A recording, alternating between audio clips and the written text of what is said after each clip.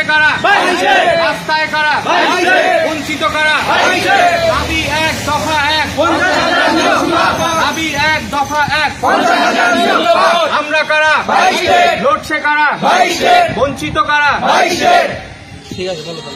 আজকে 29শে মে আজকে আমরা দক্ষিণ দিনাজপুর ডিপিএসসিতে এসেছিলাম প্রায় 30+ আমরা সহযোদ্ধারা এসে চেয়ারম্যান সাহেবের কাছে আমাদের দাবি, আমাদের যা কিছু রয়েছে সবকিছু প্রকাশ করেছি, সবকিছু সাবমিটেড করেছি।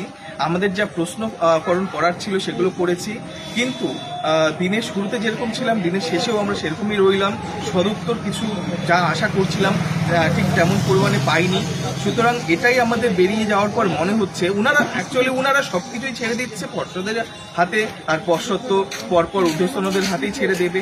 এই পর্যায়ে আমাদের আন্দোলন করলে যেটা চলবে না, যেটা আমাদের কলকাতা চত্বর এবং কলকাতায় যেই জায়গাটাতে করলে পরে আমরা একটা সদুত্তরের আশা করতে পারি সেই জায়গাটাতে করতে লাগবে। আগামী আন্দোলনটা অনেক বড় হওয়া উচিত, শুধুমাত্র ডিপিএসসিতে পড়ে থাকলে হবে না।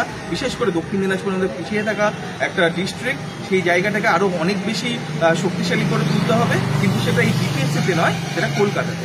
এটুকুই, ধন্যবাদ। সৌভিকদা কিছু বলো। হ্যাঁ, ঠিক আছে, আমাদের তো একটাই দাবি, মানে 50,000 শূন্য পদ দিয়ে আমাদেরকে নিয়োগ করা হোক অতি সত্বর।